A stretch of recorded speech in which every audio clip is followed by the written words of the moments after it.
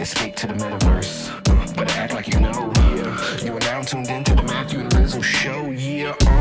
Escape to the metaverse. Better act like you know. Yeah. You are now tuned into the Matthew Rizzle show. Yeah. Escape to the metaverse. Better act like you know. You are now tuned into the Matthew Rizzle show. Yeah. Escape to the metaverse. Better act like you know. You are now tuned into the Matthew Rizzle show. Yeah. Okay, you're good to go. Or I think. It's like Dragon is talking, I can't hear shit. You can't hear me? Oh, now I can. Oh, Thank okay. God. I can't hear Matt, though. I don't know if Matt's talking or if he can hear us. Matt is dead. How's How are you Rizzle? doing? I'm doing all right. Just quite busy. How are you? Likewise, dude. Getting ready. I guess you are too. Getting ready to go to Lisbon next week, which is pretty fucking exciting. But also just trying to tie up all loose ends and everything before that happens. Yeah, exactly. You're going for a while, if I remember correctly.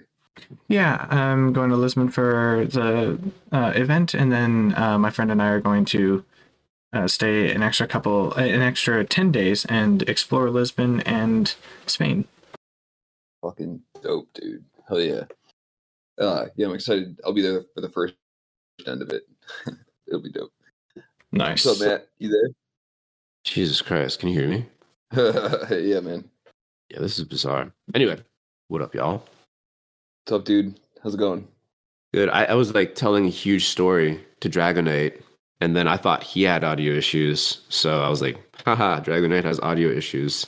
And then it turned out you could hear me the whole time. Sag. So it Yeah. goes. No, I was just recounting the lore of Dragonite in the box. And for whatever reason, when I was coming back from Seattle last week after the whip, I was just like, we literally had Drago in a voxel box around a virtual microphone back in the day. And that's the box that we keep talking about from time to time. I love that it was hidden as well behind the stage. And well, actually outside, there was a little tiny window that I could peek inside, which was hilarious. That was the best part, the little like peek hole or whatever, so you could like sort of see what was going on. Oh, so good. It's so funny. I was like crying, laughing, driving back, listening to show. Just, I don't know about y'all, but shows Afties last week talking about the infinite pause. I thought that was probably the best Afties I've ever heard. It was super spot on, and yeah. It was too bad that I felt deathly sick like on the drive back and totally just like was out of communication for the whole entire long weekend. Couldn't get back to show out, but been thinking about that since I was listening to it on the drive back. I love that last week. Dude, it's kind of awesome. Like, you know, when Show joined us years ago now with like this, I mean, it was his concept to start doing the Afties with basically the thought that, you know, once the whip is over, there's a bunch of people hanging around. Why not have a thing, you know, for them who, you know, people who want to chill. And so the Show started, you know, basically volunteered to start doing this bit called the Afties, which has sort of evolved over the years. It used to be sort of like a recap, hot takes. Let's talk about the presenters and like, you know, riff off of that a little bit, and sort of like migrated into more of like a current events type of angle that affects people like us who are entrenched in the industry.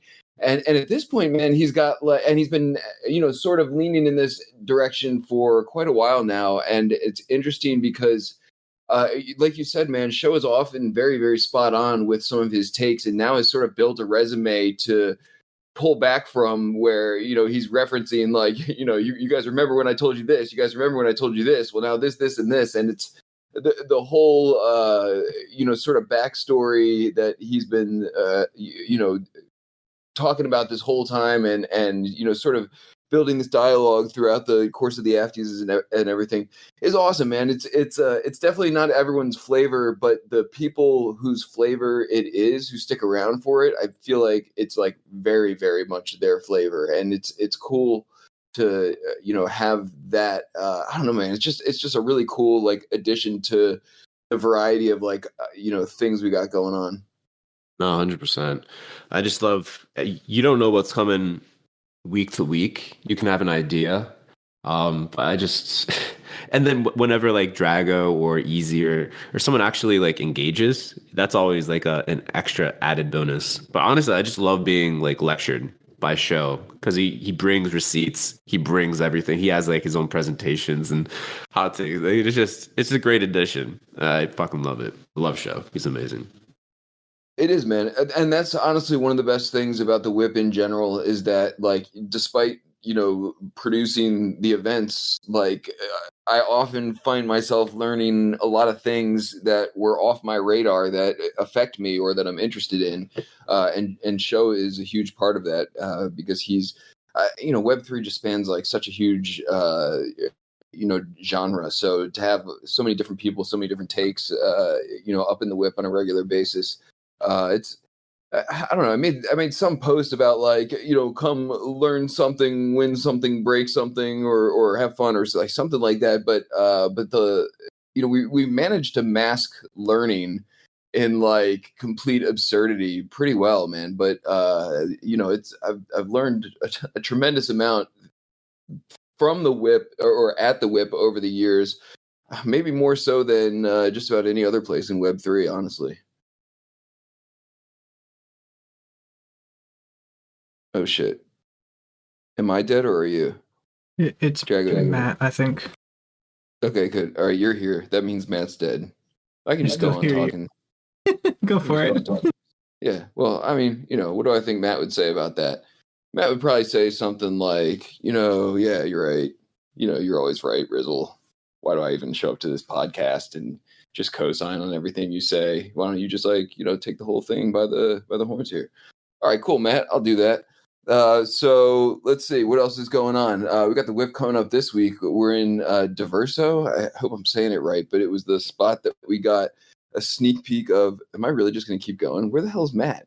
God damn it, Matt. We'll edit some parts out or some shit. Never. I'm like, how much time does Matt have for this podcast? It's sort of like a Matt equation. It's like, all right, you want to talk about this amount of things. Matt's dead. Matt's not going to be there after certain go just keep going. Oh, is that Matt? Yeah. I was just like, what's top of mind for you after seeing the green candles and like the spiciness in the timeline and heading into NSC Lisbon? Oh, yeah. All right, cool, man. I was just like rambling on by myself, talking about the Whip this week, but we can get back to that. Dude, what's top of mind? I feel like this is the part where everyone thinks that this is the part, but where like, people this is an interesting cycle because in previous cycles, there wasn't so much time in between them. And so I feel like for a lot of people, this is their first glimpse of what like a hype cycle feels like. And we've had like, a few days in a row of like, pretty significant growth and everything. And I don't know. To me, it's really a blip on the radar, or not a blip on the radar, man. But I'm like, I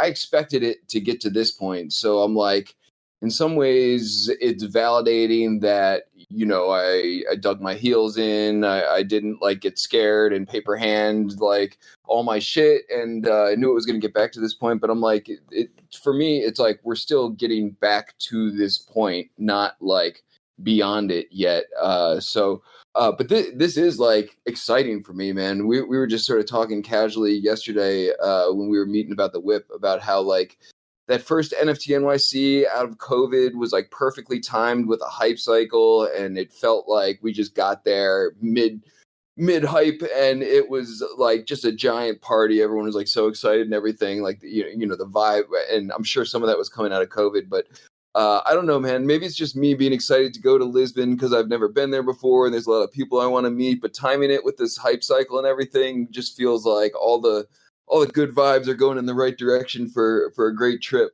I'm pretty stoked. Yeah, no, just for vibes' sake, it's awesome that things seem to be aligning right now. Especially, God, next week is gonna be so fun. Fuck, like. Luke reached out in the DMs and he's like, man, I have this like the best steakhouse book for Tuesday. I'm like, oh my God. Like the FOMO is so real.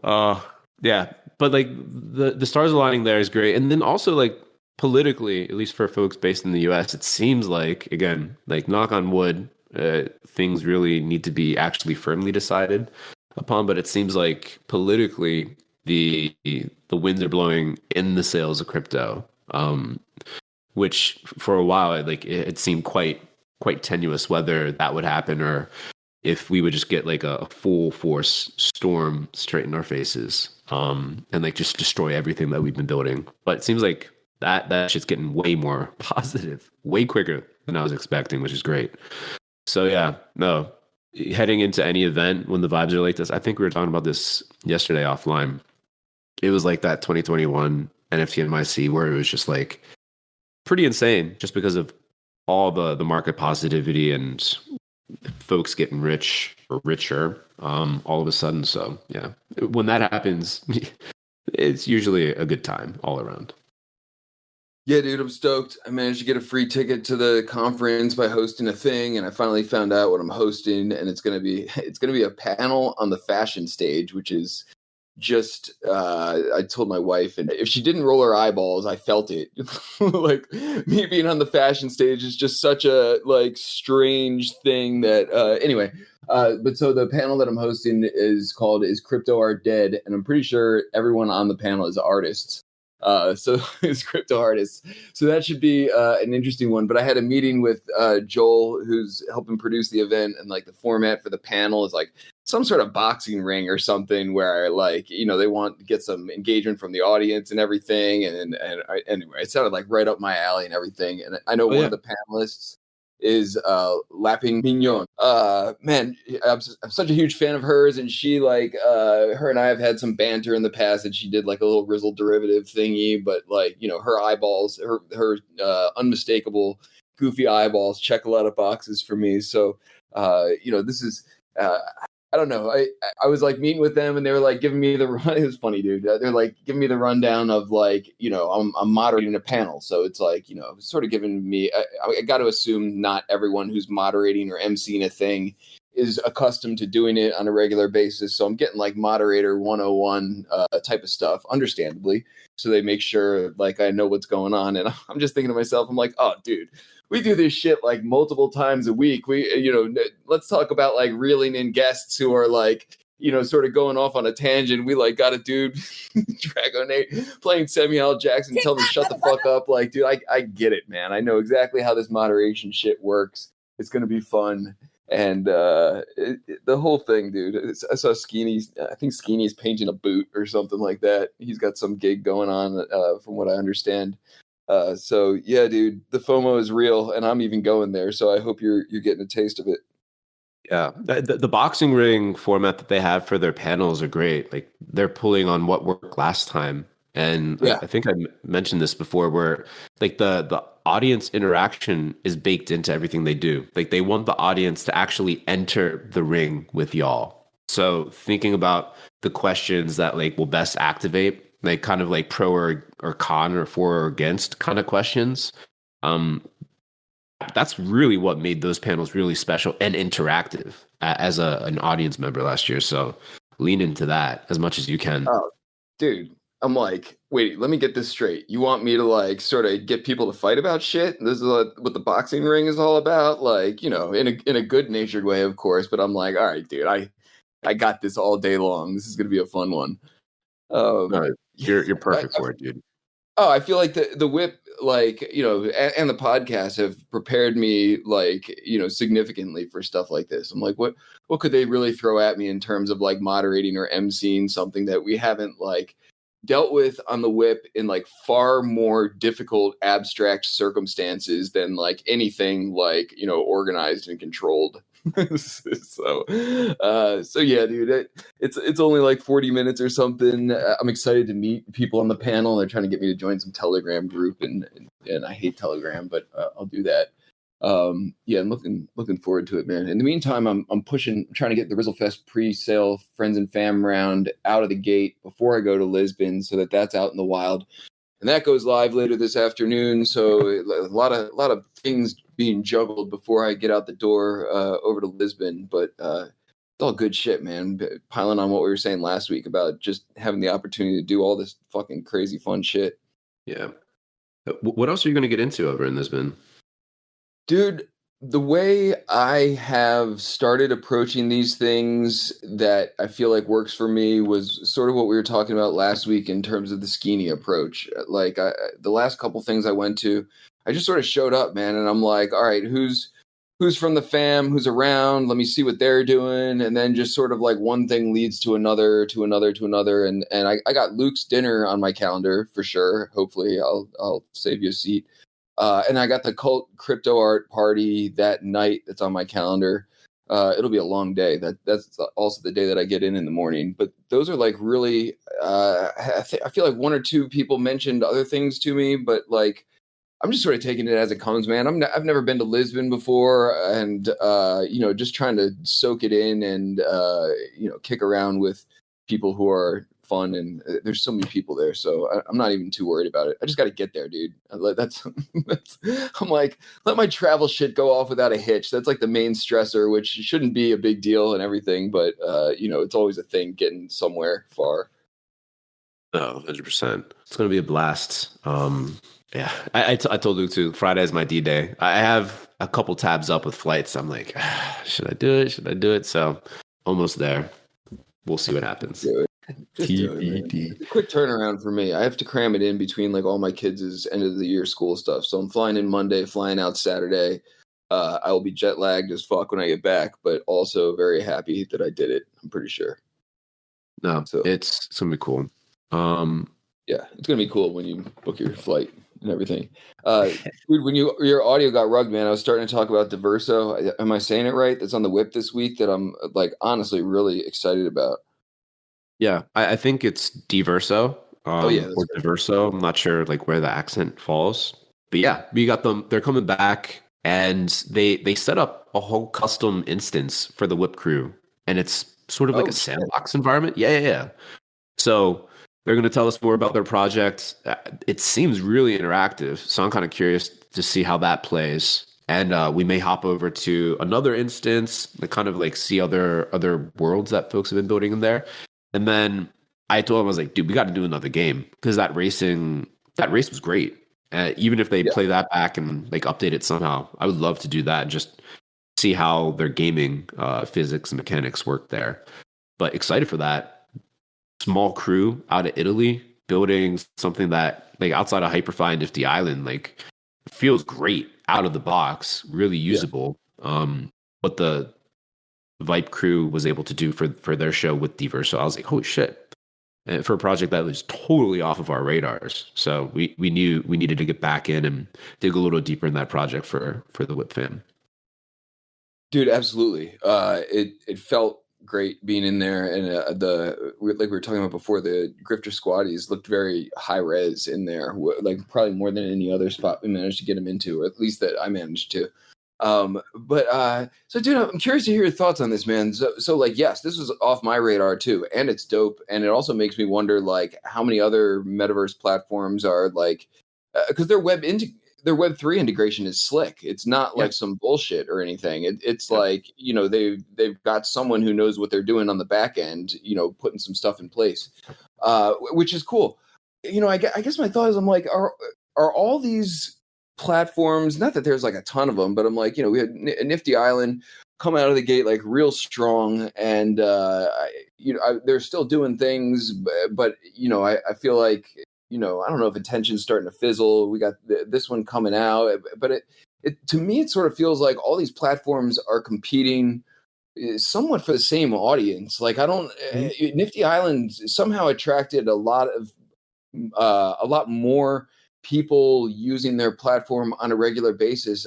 And we've talked about how that shakes out or not after airdrop and whether it's like a farming thing. But I'm like the platforms that don't have like an incentive mechanism in place kind of feels like they're all competing for the same audience, which is not, or an audience that they're hoping isn't there currently and shows up type of thing. Otherwise, it sort of seems like the biggest winner of all this is Vipe, man. They seem to have wedged their way into everything, and good for them. And not that that's a bad thing, but I'm like, Vipe seems to be the ones who are coming out on top of all of this because everyone needs them for everything across all of this at this point. In some ways, it seems. Yeah, no, and the points of differentiation are like few and far between. Like I think to your point, with a lot of these spaces, Nifty Island, of course, hyper focused on the gaming. So I feel like that actually is a big differentiator. And again, with the experiences and the actual game physics, that shit, it's better than any other virtual space that allows gaming functionality. Again, Hyperfi, very versatile. You can have games and things like that, but it's really kind of an open-ended experience where you can make it whatever you want, more gallery, more immersive gaming. But then like with Hyperfi, DVERSO strikes me as something quite similar, right? And the Monoverse, I guess, again, I kind of bucket it into that same category, to be honest, right? Same thing with On Cyber. Like, there's very, very little differentiation between all those folks. You have Crypto Voxels, which is just older, but kind of skews towards that category more, especially with their islands and all of that, which effectively are different instances. And then you got Decentraland 2, which is still pretty much in that same category bucket, right? For a lot of the same reasons. So I just don't know how they're all going to differentiate themselves, and folks that are in that particular like broader category bucket. Yeah, that's the big open question for me. Like longer term, like how can they differentiate themselves? Are they going to merge, or no idea? Dude, I just had this like funny thought occur to me. So I'm like, dude, at this point, it seems like the differentiator is the creators themselves, right? Like if someone makes like an incredible build wherever, we'll take our audience to it because we want to see the coolness, and that sort of transcends like all these platforms. And that thought led me to think, I'm like, dude, maybe we were actually like doing a pretty good job of creating the open metaverse by all these platforms sort of equally sucking and just having like a handful of like really cool spots to visit like across each one. And therefore, because no one has really set up shop, or there hasn't been one that has really galvanized everyone towards it, we're sort of stuck playing hopscotch through the metaverse. But also maybe that's really what we want in a way, you know? I mean, for ourselves and for Vipe, I think we saw that there's just going to be this explosion of these virtual worlds, like especially after CryptoVoxels made that really important decision early on to create all those islands that effectively made it exactly like all these other virtual worlds that have emerged since. Really, like the best place to be is like metaverse agnostic and open as much as possible to hopping in between all these different worlds, seeing what works and getting the best of each, which is exactly what you're saying. To my mind, that is the best approach. If you are able to kind of have a model or platform that is open to that. Because it's sort of like the web too. It's like there's so many different web providers, and like in terms of like internet sites, like how to host them, blah blah blah. Like if you think of metaverse worlds as like different hosting sites, effectively, like we're just hopping into different 3D websites with different hosting services and things behind the scenes powering them. So of course, if you want to have the most fun, you just need to be open to supporting activities in all of those different 3D websites as much as possible. And again, like Vipe and the Whip are, to my mind, the most open to all of that future goodness. Yeah, man. And I feel like the inverse funnel compared to the Web 2 approach is starting to sort of take shape, where like, you know, the platforms that are being built are sort of catering to the Web3 user base in order to capture the Web3 user base. And the Web3 user base wants to be able to bring their shit from platform to platform, and is willing to put up with jankiness of like different platforms and everything. But you know, that's one thing Vipe leans very heavily in, and the Whip as well, is just interoperability. And you know, digital identities and keeping that consistent if you want to, and using your NFTs as, you know, cross-platform and everything. And I feel like, you know, seeing DVERSO sort of pop out of nowhere with all that shit in place, and they're not the first. You know, Nifty Island, you know, didn't have to, man, but you know, made some. You know, put some things in place in order to capture the Web3 audience, you know, serving up things in the way that they know that the Web3 audience likes. And that's, you know, historically things aren't built with the users best interests in mind first, and maybe we're a long way off from that, or if that ever happens. But I like this situation that we're in, where like there aren't any real strong competitors, and if you want some of the market share right now of the audience that's out there, you gotta give them what they want, type of thing, and that's like a nice power dynamic for us to be in. Yeah. Keen to see how it looks and feels again tomorrow as we take a deeper dive into DVERSO. Yeah, looking forward to that. Also, like the week after that with Lisbon, just like primer, so folks aren't confused. There definitely will be folks that are confused, though. We'll take a little break from the whip so that folks can focus IRL the following Thursday in Lisbon or wherever, and then we'll be back in June with Russ Frankie. Looking forward to that. Russ is always great, and he's been grinding on his Hubs project for a while there. Also got in cahoots with Vipe for that as well.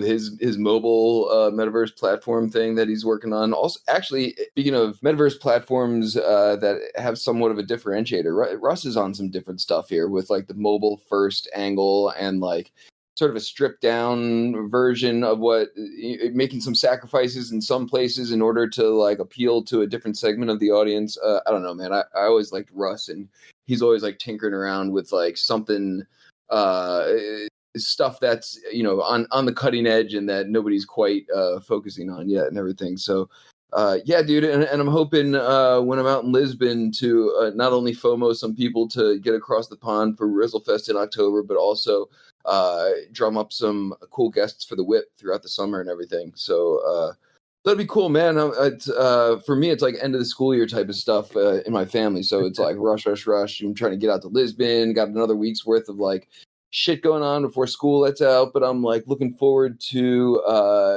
summer being summer, and I'm trying to like make time to take it a little bit slower, and but that does not include taking the whip slower. That's like one of my things that I always look forward to. So yeah, man, it should be a dope few weeks. Yeah, I do love the summer months for the whip because it's like everyone does take their break and vacations, and like the whip's still steady doing its thing. We take a little break at some point that aligns with everyone's vacation schedules, but it's that kind of like just like a chiller vibe whip. I don't know. It's like whip at the ocean or something like that. No, dude, I was going to say something like, inherent. I mean, we've learned, man, the summer is just inherently more dead in Web3 than other seasons and everything. People just away or whatever. So we always expect a slightly smaller audience over the summer. And I don't know, man, it just as loose and goofy as we are with the whip, like during the year, during the rest of the year, it does feel like, I don't know, pressure's off a little bit over the summer, fuck around a little bit. We always still have cool guests doing cool things, but yeah, man, the vibe is a little looser. Looking forward to that 100%. Yeah. Did you see that Nina Chanel CryptoPunks kerfuffle that popped up on the timeline the other day? Dude, I tried, catch me up, man, because I'm so out of the loop with anything that Yuga Labs is doing on purpose because it was driving me crazy, and so I just stopped paying attention. But I saw Brinkman post something about it, which led me down this wormhole, and then I was like, oh my god, what the hell is going on here? I think I sort of pieced it together, but would appreciate the take on it. Yeah, I almost don't even want to give oxygen to this because it's like everyone talks about it and it's sort of almost like resolved at this point. But the TLDR is Larva Labs. I guess Matt and John, the creators of CryptoPunks, they have this sort of like had. I don't know if they killed it after their latest kerfuffle, but they had like a residency program where they invited artists to kind of leverage CryptoPunks IP to create things. And Nina Chanel, like lauded fine artist, also through Goda had released that super cool world, like more PFP-ish project a couple years back. And she sort of they married their super cool world project with, I don't know, punks in a weird way, and created like avatar looking like objects that they're going to release in an edition of 500 to CryptoPunks holders. And then it seemed like most of them were like, who the F are you? Or this is like really bad art. And then she or they had baked in like a DEI bent, like question identity, virtual, real life, blending that sort of thing, which I think rubbed a lot of folks the wrong way, as like DEI has become a flash rod of politics. Like you're for it or against it these days. So it's sort of like a perfect storm there. And other punks are like break down DEI real quick for anyone who's not familiar. Diversity, equity, inclusion. Like equal representation. That's a wormhole. I don't want to necessarily unpack that and not do it justice, because it's impossible to do it justice. People have different opinions on it. But that's fine. The definition is good. Yeah, the collection itself has a whole bunch of personalities and personas represented. Blah blah blah. There's like weird like roly butts in there. They look like avatars, but they're not. It's just like static art, I think. And people in the punks community, by and large, were just like, just leave us alone. Don't do anything more to this. You don't need to take the IP, do anything else. They were just vociferously against it. The artist got really upset, was like, all right, fuck this. We're not doing the planned ranked auction, whatever they had. Instead, they're just going to airdrop it or do something special for super cool world holders. So like the folks that are already fans of theirs will get the art. And then I think Yuga chimed in, was like, all right, we're not going to do this anymore. Sorry, punks holders. Like, we'll just totally leave punks alone heading forward. But it was interesting because I was like, all right, I guess people forgot about Tiffany's doing the pendants for like 30K a pop 2 years ago. It seemed like that was okay. And this is like another instance of that, just marketing to this group of collectors that hold punks, which is by and large quite differentiated. You have super fine art collectors with like more trad art normie folks, as well as like OG crypto folks. So it struck me as like an opportunity that was open to less than 5% of the total supply of crypto punks, or like around 15% of the total unique holders. Doesn't have to be for everyone, but it was like a limited exclusive opportunity with like an actual great artist in Nina Chanel. And people were just like really, really vocally upset about it. And then the artists themselves, of course, waded into the comments, and there's some like racist or like arguably homophobic, transphobic comments there. And then the artist was like, all right, because of that, I'm not doing this anymore. And then people were like, what? People were just upset because the art was bad, and or like they're upset about Yuga. Why are you making this like a blanket statement that this was like a homophobic, transphobic kind of response to your art? It wasn't that. And people were just like arguing to argue at the end of the day. And it was just like a shit show. Dude, this could go down like a whole wormhole, and I'll try not, man. But this is like one of the reasons I started I stopped like and muted and just stopped paying attention to Yuga, man, because it like I don't know what they've done right or what they've gotten right, and every time something happens or they make some sort of statement, there's like a lot of people piling on to, you know, support whatever their move is, but I don't get it, man. I feel like the one thing that they did get right is going with Vipe for their avatars. They look dope. I'm not gonna lie. Yeah. But I'm like, the budget that they have to work with and the potential of the connections that they have to leverage and everything. And I feel like we've seen like indie developers and creators do so much more interesting shit than what they've churned out. But disclaimer, I stopped paying attention to them a long time ago. So maybe they've done other stuff in the meantime that is, more impressive. But I just don't get it, man. There's so much more, to me personally, like exciting innovation, cool things going on in this space than the stuff that they produce. And maybe it's just not for me, and that's fine. I've grown to accept over the last several years that like we are not the main demographic of Web3 anymore. We are a demographic, and an important one and a relevant one to the state of Web3, but definitely not in the public eye on the general radar. So maybe this is that. Yeah, to me, I'm largely disinterested in that whole scene as well. But I do like. I thought it was interesting, again, using punks holders or like any specific subset of collectors as a captive pool to kind of directly market kind of exclusive opportunities to. I think that in and of itself is quite interesting and represents like a differentiated model for marketing and advertising writ large, right? And it could Isn't that be basically what we just did with our podcast?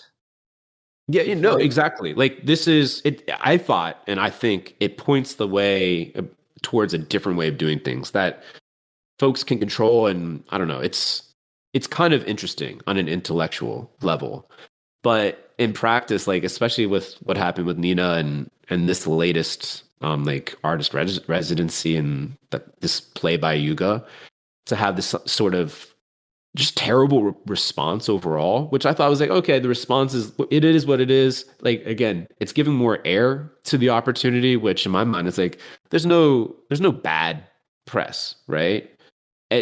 There's enough folks in that community that kind of like Nina, know her or know them right out the box, that they're going to collect and it's going to sell out because again, they can represent such a small percentage of the overall supply / unique collector base. But then for Yuga to come back and be like, all right, we're canceling everything. I'm like, all right, well, that's fucking you're shooting yourself in the foot twice for no reason, and you're getting no benefit out of this, and it's making the whole community, again, not just like Punks holders, because now people are like, Punks holders are representative of NFT / Web3 collector communities, and it's making all of us look like whiny bitches. And it's sort of potentially hurting what is interesting about this angle of NFT advertising. Again, because Yuga is fucking dumb and amateur hour, and they're not doing anything really right at all. It's sort of like the takeaway as it stands now, after all is said and done. It's just a punch in the face, egg in the face, self-inflicted. It was an easy layup, totally like miffed that. So anyway, but again, I think that's sort of what we've come to expect from Yuga at this point in time, which is just kind of a damn shame. Yes. And, basically as innovative as us with our podcast. This is like my takeaway from this, which, that's live for like another 6 days. If people, so the goal, so people should know, we put out a claim for our podcast collectors. I did, of some art I made of Matt and I. It's a still life.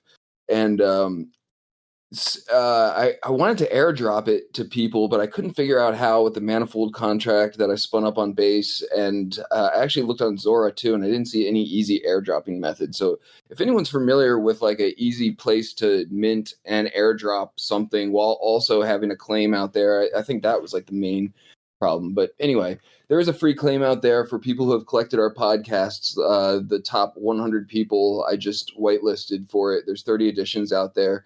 I think 7 or 8 of them have been claimed at this point. But if you've collected one of our podcasts and you want one of these things and you don't know what I'm talking about, shoot one of us a DM or scroll my Twitter feed or Warpcast feed, and you'll find a post with a link to the manifold contract and everything. But it's a free mint, and want to do like more of these because it's kind of fun. And I don't know, I make a lot of like random art and shit just for fun to tinker around with this stuff. And I don't know, so to have like an excuse to mint stuff that people appreciate and give it to our holders is cool. But I would like to airdrop it. It doesn't, on the L2, it shouldn't cost much to do it, and I'm down to do it. I just need like a better method or platform, or maybe it's just a toggle. I think it is the allow list that may be blocking that, because to create the allow list, you took the list of holders of Mars episodes that they downloaded from pods.media, right? Yeah. So as opposed to setting up the allow list, I imagine you just take like however like the top 15 collectors of Mars episodes, and you would just use that same CSV and use it as an airdrop CSV. I'm imagining that's the issue at hand right now. Yeah, I didn't see an airdrop option. I don't know if it was because I was on Base. I had to spin up a new manifold contract. I only had L1 contracts, and I feel like I remember seeing that option on L1, but that didn't appear to be there on Base. So I don't know, man. It's all about experimentation. We'll do something slightly different next time around. But it's kind of fun, man. We had them on the Whip last week, and who was it? Xerox Lucas. I want to make sure I got his name right. Oh, dude, he's awesome. And I had never met him before, but you would think we were all like BFFs the way he was shilling our podcast throughout the Whip and everything, which was fantastic. But it's cool. It's cool to get love from them. But also, like we were saying on the whip, it's cool that this platform just allows us to do things like this. And he was like, "Oh, must be a lot of work." But like, I don't know, man. As super fans of this shit, all this is just kind of fun to just do and see what happens. You know? Yeah, exactly. And honestly, like, because we don't get this kind of like negative response that like Yuga Labs does, we can say that we do it much better than Yuga, which is it's always fun. It's always Better it's always than like Yuga. cherry on top. Always have been. Like, you know, that people got distracted for a little bit. Yeah. On that note, that's probably a good place to close this out. Shout out to the folks listening in on the studio and Jago for jumping up on the stage, Jago Nate's mom. Excited for the whip tomorrow, DVERSO, and then Lisbon next week. It's gonna be fun. See you there, man. We eat steak. Bye. Later, y'all. There you go. Death to audio problems. Thank you, Drago. Thank you, Dragonate's mom. Peace, y'all. See you.